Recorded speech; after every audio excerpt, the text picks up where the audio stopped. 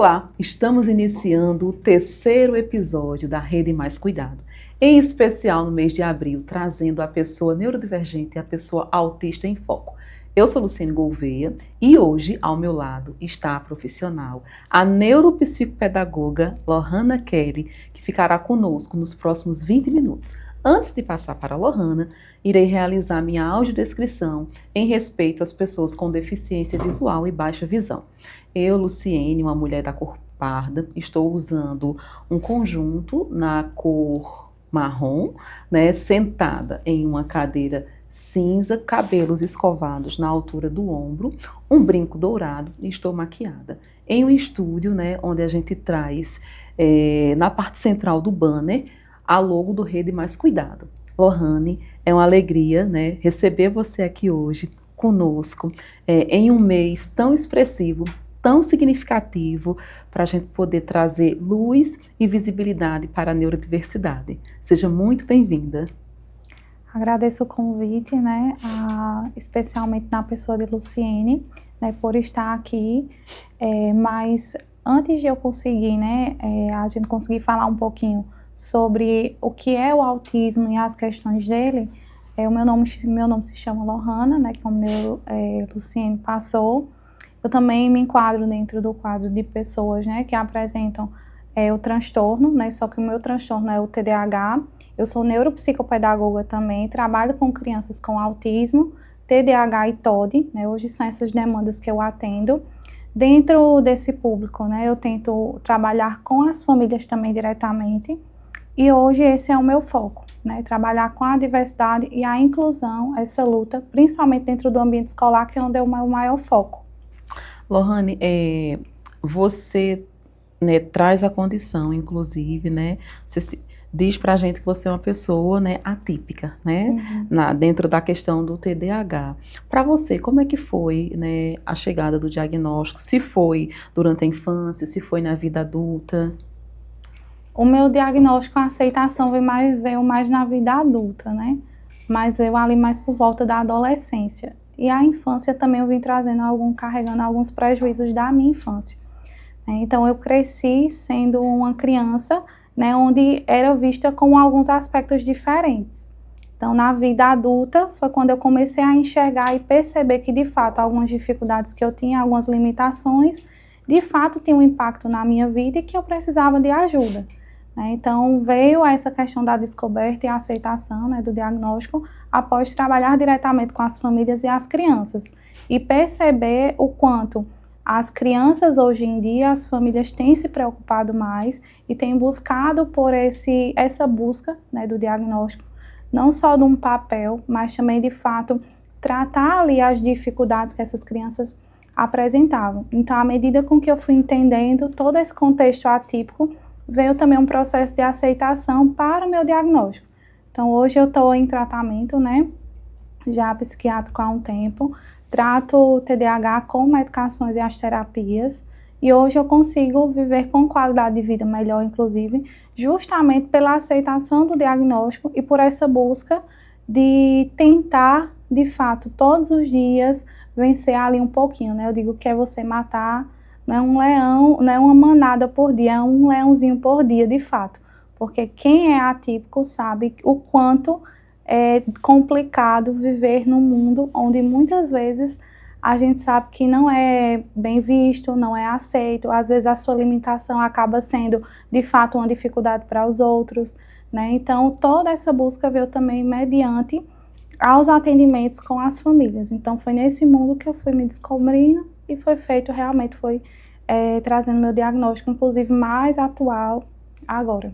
Sim, quando você traz a questão de sociedade, né, na tua última fala, você diz, em um mundo, né, que nem sempre está preparado, né, digamos que dessa forma, porque em algum momento a sociedade, toda a sua estrutura, e aí a gente entra nas estruturas que trazem as políticas públicas, as instituições públicas, né, mas também as instituições privadas, né, a própria política da educação, da saúde, e a gente caminha um pouquinho, entra no contexto social diário. Shoppings, supermercados, lojas, né? São ambientes que foram estruturados historicamente para as pessoas, né, ditas típicas, né? As pessoas que estão dentro de um padrão social. E também por isso a gente te convidou, porque dentro da Rede Mais Cuidado, aqui da Rede Pharma, o nosso foco é, de fato, auxiliar nesse processo social, tanto interno, né, com os nossos colaboradores, quanto externo. Oferecer um atendimento a partir de uma cultura de vivência. E como historicamente a inclusão ela ficou à margem da sociedade, hoje a gente busca aprender, né? Aprender principalmente com quem vive essa realidade. Porque por mais que a gente estude, por mais que a gente fale sobre a empatia, né, a gente não está no lugar de quem vive, mas não nos impede, né, de dar as mãos.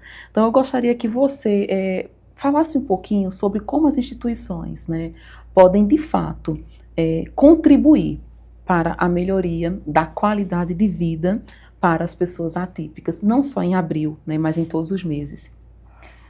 Eu sempre trago essa fala, né, do mês de abril, que é o dia 2, o Dia Mundial de Conscientização do Autismo, que o autismo ele não é, na verdade, nenhum transtorno, né, mas trazendo a alusão principal agora ao autismo, o dia do autista não é só o dia 2, o autista é 365 dias do ano, né, então você continua sendo autista.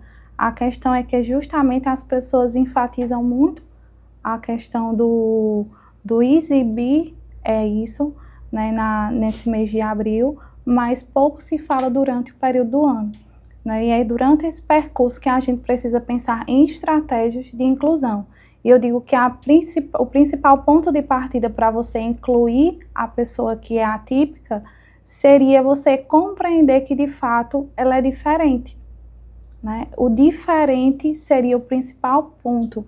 As pessoas criam uma ideia de inclusão, que a inclusão é você trazer o contexto igual, que é igual para um é para todos, quando na verdade não é. Né? Incluir, então, seria entender primeiro que essa pessoa ela é diferente, por ela ser diferente, ela tem necessidades que são específicas e que ela precisa ali daquele suporte.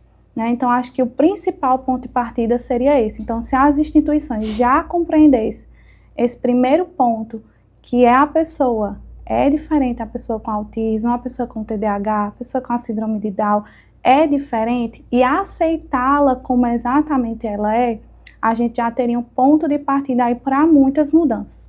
Né? Então, o principal ponto seria esse. Eu trabalho muito com as instituições escolares, né? Então minha luta é muito com a educação escolar, né? Porque a escola em si é o que transforma, de fato, um ser vivo e a pessoa, né? Além do seu ambiente ali familiar. Mas a minha palavra que eu sempre prego e acredito é justamente esse. A gente precisa entender que o outro é diferente e aceitá-lo exatamente como ele é. E não querer só que ele se adapte às necessidades e ali às condições do ambiente. Senão a gente não está falando de fato dessa inclusão. E para família, para a mãe, para o pai, né, que nesse momento acompanha a gente aqui no nosso canal, né, que acompanha essa série, né, desses quadros durante o mês de abril, mas que não fica só em abril. O que é que você diria para quem está recebendo o diagnóstico nesse momento, independente de ser um diagnóstico de autismo, ou TDAH, ou TOD, por exemplo, né, para a mãe que está lá com seu filho pequeno, né, recebendo esse primeiro diagnóstico? Às vezes a gente acaba, muitas vezes, achando que o diagnóstico ele é um ponto final, né? Só que na verdade ele é um ponto de partida para muitas coisas. Né? Eu sempre tomo para mim o meu exemplo. Quando eu entendi que o que de fato eu tinha, como eu funcionava, foi um estralo. Então eu consegui de fato alcançar ainda mais coisas depois do que o diagnóstico veio. Então sempre, né, eu penso nessa perspectiva. Então quem é família, está assistindo, né, pense como o diagnóstico como um ponto de partida e possibilidade para novos caminhos. O diagnóstico nunca é um ponto final, nunca é algo que vai dificultar ainda mais o desenvolvimento do seu filho. Né? Então o diagnóstico ele vem como um princípio para novas possibilidades, principalmente dentro da terapia. Então, se a gente recebe um paciente que recebeu ali um diagnóstico e é muito pequeno, a gente já trabalha com a intervenção precoce. Então, a qualidade de vida que esse paciente vai ter agora, desde pequenininho, e com todos os tratamentos que ele vai ter, ele tem muito mais chances de viver uma vida de forma mais saudável, tanto cognitivamente, como emocionalmente, socialmente, né? E conseguir, de fato, resolver muitas questões da sua vida adulta. Então, é aquilo que eu sempre falo, uma criança que ela tem a sua infância marcada, né, por aspectos positivos, mesmo diante de um diagnóstico, mesmo diante de um laudo, ela com certeza será um adulto menos impactado, um adulto mais resolvido, um adulto que de fato ele vai estar mais preparado para esse mundo que a gente convive hoje. Em termos de sociedade, né, voltando para a sociedade, a gente falou agora sobre as crianças, né, e as famílias, né, e para o adulto, né, para o adulto que também está recebendo um diagnóstico nesse momento, para o adulto que está em dúvida, que acompanha a gente e de fato não sabe se enquadra dentro de algum diagnóstico. Eu converso com alguns adultos, né, com algumas famílias, e algumas pessoas dizem, será que eu me enquadro, né, dentro de algum diagnóstico? Eu sempre me achei diferente, né? Qual é o caminho para esse adulto percorrer? Qual profissional ele tem que procurar de imediato? Então, eu sempre tenho para mim que um bom diagnóstico, ele sempre vai ser fechado por uma equipe multidisciplinar. Então, se for um adulto, né, ou for criança também, é importante procurar primeiro uma avaliação neuropsicológica, né, porque nessa avaliação neuropsicológica vai ser identificado pontos que vão ser ali cruciais para determinar até a questão do tratamento posteriormente desse paciente. Então, a gente inicia com uma avaliação neuropsicológica, posteriormente a gente parte, né, para o encaminhamento com o psiquiatra ou neurologista, para poder fechar esse laudo e, se necessário, o médico entrar com as devidas medicações que ele achar que serão cabíveis, né? Então, para o adulto que está assistindo a gente agora, o caminho mais correto seria esse, passar por uma avaliação neuropsicológica e, posteriormente, o encaminhamento médico. E quando a gente fala em termos de estrutura social, né? A gente fala, por exemplo, para a pessoa a pessoa com deficiência física, a gente tem a estrutura da cadeira de roda, né, uma órtese, uma prótese, por exemplo, né. Para a pessoa com deficiência visual, a gente tem o sistema de comunicação em braille, né. E para a pessoa com TDAH, para a pessoa autista, como que a gente, enquanto instituição, e as estruturas sociais, né, podem trabalhar para trazer uma acessibilidade que, por vezes, ela é invisível. É uma acessibilidade que a gente não consegue ver, né? Teria um caminho, algumas dicas, alguns passos de como melhor ambientar as instituições públicas e privadas? Um dos pilares que eu até trago, né, para as questões da minha terapia e passo também essas adaptações para o ambiente escolar, é um ambiente que seja ali adaptado em relação ao sensorial. Então, a luz, às vezes, acaba não sendo favorável para aquela criança, para aquele adulto. Eu, por exemplo, eu tenho uma sobrecarga à luminosidade. Então, posteriormente, quando chegar aqui, provavelmente eu vou ter muita enxaqueca, só que não é uma enxaqueca que é muito bem resolvida, né? Uma enxaqueca que provavelmente eu vou ter ali uma dor de cabeça mais forte. Então, essa questão da luminosidade, né, reduzir um pouco mais, né, tentar, de repente, colocar as cores mais quentes, acho que seria já bem favorável, né, pensando nessa questão do sensorial, e preparar, de fato, um ambiente que seja ali mais sensorial, que tenha alguns recursos onde essa criança possa sentir textura, né, para ela até mesmo se autorregular. Né, uma das questões também que eu achei, né, que na verdade foi implementado e que às vezes acaba não funcionando, mas que eu acho sempre importante frisar é a questão das filas, né? A gente sabe que a mãe que tem a criança tem autismo, a mãe tem a questão de ter ali a sua fila, estar ali na fila de prioridade. E muitas das vezes as pessoas acabam não compreendendo esse lugar ali da pessoa, quando na verdade é uma criança que apresenta dificuldades de esperar, é uma criança que é impaciente, comportamento às vezes mais agitado, né? Então, eu acho sempre bom colocar também esse pontozinho para frisar a importância desse ambiente. Sim. justamente por ser invisível, né, por serem características e necessidades que não são vistas a olho nu, a gente ainda precisa muito bater na tecla, né, de repetir a informação que para o profissional ou para quem vive é algo que já se tornou corriqueiro, né, Lohane? A impressão que a gente tem é que a inclusão ela precisa começar a chegar em quem é típico, sabe? Em quem é padrão, porque nós acabamos, né, falando e fazendo, pensando justamente em ofertar, né, a melhor condição para a pessoa atípica, e é extremamente necessário, mas, né, trazer toda a população. Eu acho que ter você conosco hoje, nesse momento, nesse mês, é importante, inclusive porque quem está em casa vê você enquanto profissional, construiu, né, a sua carreira, vem galgando o seu espaço, traz a expectativa e a esperança do verbo esperançar de agir, né, que se o indivíduo, desde a primeira infância, tiver acesso ao que ele precisa dentro de quem ele é, para se desenvolver com qualidade de vida, ele vai desenvolver o melhor dele, né, não comparando com o outro. E quando a gente vai para o adulto, né, vai para o universo adulto, por exemplo, nós temos inúmeros colaboradores atípicos e vem sendo um processo, antes de tudo, de entender que a gente não tem opção de não incluir, né? O mundo, ele é diverso e está para todos. Cabe, né, a nós, pessoas típicas, também ter essa intenção, né? O que às vezes eu acho, Luciene, é que muitas vezes a rigidez não começa, às vezes, na pessoa atípica. A gente sabe que uma criança, um adulto que apresenta o autismo, né, que tem o autismo, ou até mesmo o TDAH, tem a questão da rigidez cognitiva, Sim. que é aquele pensamento mais rígido em relação às ideias, pensamentos, né? De repente se colocar em posição. E aí quando a gente pensa nessa questão da rigidez, às vezes a gente pensa que é só uma questão da pessoa atípica, quando na verdade essa rigidez vem também da pessoa típica, de não ser flexível para aceitar as necessidades, né, do outro.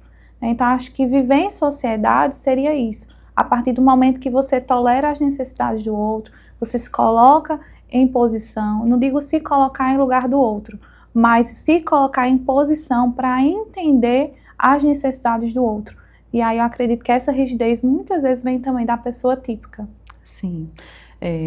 Nós conversamos, né, com a neuropsicopedagoga Lohana Kelly, aqui dentro do nosso Rede Mais Cuidado, que é um espaço justamente de fomento, né, de construção coletiva, de diálogo e, antes de tudo, do querer, né, que é a maior das acessibilidades, que é a atitudinal, querer, né, fazer para todos e com todos. Fique à vontade para suas considerações finais. Agradeço muito, agradeço em nome da Rede Pharma, né, do Rede Mais Cuidado, em especial desse projeto voltado para a pessoa neurodivergente, a pessoa autista durante o mês de abril, mas que se estende, que vem anterior a esse período. Então, fique à vontade para suas considerações finais.